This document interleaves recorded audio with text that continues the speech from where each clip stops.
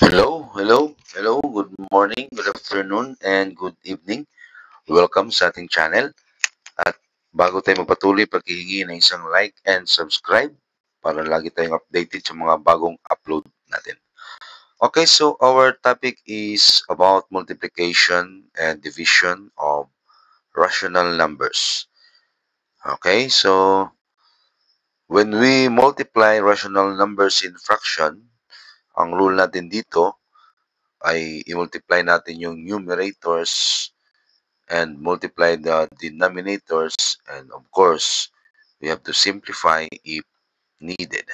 Okay, so 2/3 times 4/5, so multiply natin yung numerator at saka yung denominator to denominator.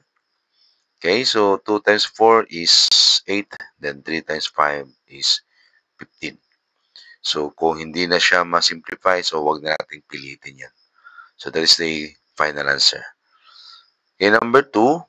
So when we multiply rational numbers in mixed number form, so ang rule natin ay kapag mixed number, we have to convert mixed numbers to improper fraction.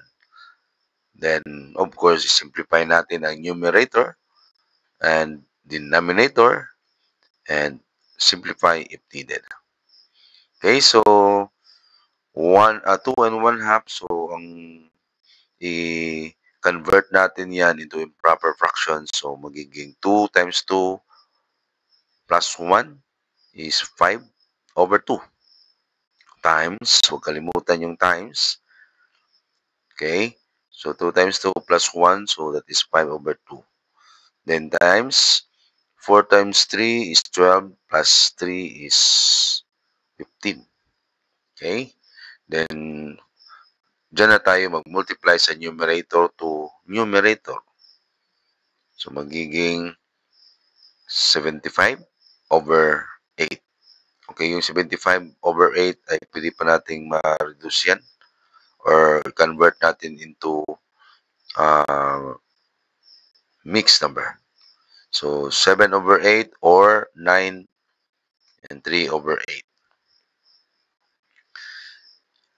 Okay, number 3. So, multiplying a fraction by a whole number.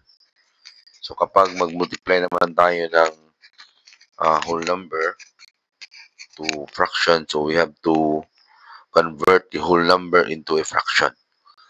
Okay? Then multiply the numerators, multiply the denominators, and simplify if needed. So, ang fraction form ng 4 ay 4/1. So, convert natin siya into fraction. Then times 5/6, kopyahan muna natin yan. At saka tayo mag-multiply sa numerators. So, 4 times 5, that is 20. Then 1 times 6 is 6. Then divide natin both numerator and denominator by 2. So that is 10/3. Or then of course, i-ano natin yan. Gawin natin mixed number. So yung 10/3 or 10 divided by 3. So magiging 3 or 3 and 1/3. Okay? Next, number 4, mag-ano na tayo. Division or dividing rational numbers in fraction form. So, if we are going to divide rational numbers in fraction form, so gagawin natin dito, multiply the dividend by the reciprocal of the divisor and simplify if needed. So, first, kopyahin natin yung 3/5, yung dividend natin dyan. Okay, kopyahin natin, then yung reciprocal, yung 7/8, yung 7/8 gawin natin, i-reciprocal natin yan or baliktarin natin yan. Okay, so kopyahin muna natin si 3/5, then proceed tayo ng multiplication, then baliktarin natin yung 7/8, yung reciprocal niya. Ayan, magiging 8/7. So, yun ang ibig sabihin ng multiply the dividend by the reciprocal of the divisor. Okay? Binaliktad natin yung 7/8. And multiply na tayo kasi multiply the dividend man. Okay? So 3 times 8, then 5 times 7. So 3 times 8 is 24. 5 times 7 is 35. So kapag ma-reduce, reduce. Pag hindi na, huwag na nating pilitin. Okay, so 3 over 5 divided by 7. So another solution, we have to use cross multiplication. Okay, pwede natin hindi na gamitin yung reciprocal. Okay, ang gamitin natin yung cross multiply. So 3 times 8, multiply natin yan at saka si 5 times 7. So 3 times 8, unahin natin yan. Then that is equal to 24. Then 5 times 7 is 35. So the same result pa rin yan. Next, number 5. 2 and 1/4, divide natin kay 1 and 1/2. So, kapag mag-divide naman tayo ng this mixed numbers or mixed number form, so convert mixed numbers to improper fraction, multiply the dividend by the reciprocal of the divisor, then simplify if needed. Okay, dito rin, unahin muna natin, huwag muna tayo mag-multiply. So, kailangan muna natin i-convert ang mixed number into improper fraction.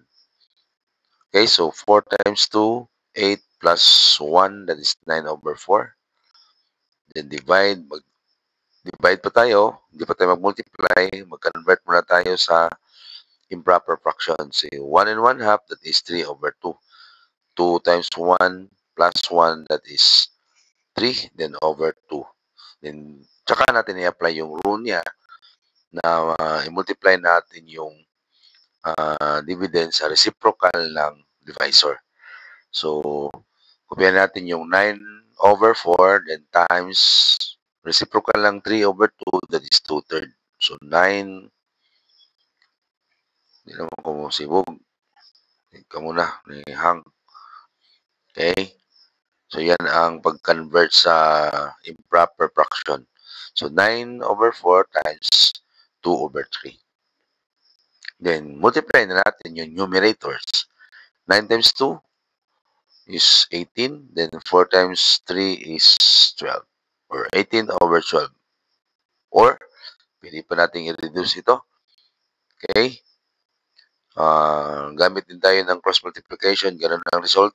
9 times 2 is 18. 4 times 3 is 12. So, reduce natin yan. Divide natin both numerator and denominator by 6.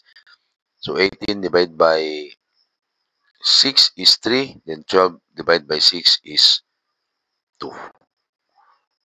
So, or, convert natin sa improper as a mixed number itong 3 over 2. So, magiging 1 and 1/2. 3 divided by 2, that is equal to 1 and 1/2. Or the same lang yan sila. 3 over 2 yung sagot mo, that is correct. Or 1 and 1/2. Okay, so number 6 na tayo. 5 over 6 divided by 3. So, kapag mag-divide naman tayo ng whole number, of course, yung whole number, gawin muna nating fraction yan. So, convert mixed numbers to improper fraction. Okay, then multiply the dividend by the reciprocal of the divisor. Yun ang kanina, di ba? Sa mixed number pala to. Anong inani man eh. So, ang rule nito sa whole number, ano yan, i-convert natin sa fraction ang whole number. So, yung fraction form of 3, that is 3 over 1. So, namali yata yung gumawa nito ng ang rule niya. Dapat ito, ang rule ng whole number is convert into fraction. Okay? So, ang fraction form ng 3 is 3 over 1. Then, mag-multiply naman tayo sa yung 5, 6, multiply natin sa reciprocal ng 3 over 1. Or pwede natin gamitin yung cross multiply. So, 5 times 1, that is 5. 6 times 3 is 18. Okay? Ayan. 5 times 1 is 5. Then, 6 times 3 is 18. So, hindi na ma-reduce yan. Kapag hindi na ma-reduce, that is our final answer. Okay, so next na naman tayo discuss yung decimal. So, hanggang dito na lang muna tayo. At maraming salamat sa panonood at pakikinig. At again, sa hindi pa subscribe, paki-subscribe na lang sa ating channel para lagi kang updated sa ating mga bagong upload. At paki-follow na rin sa ating Facebook page, Sir Ariel Math Review. Maraming salamat and God bless.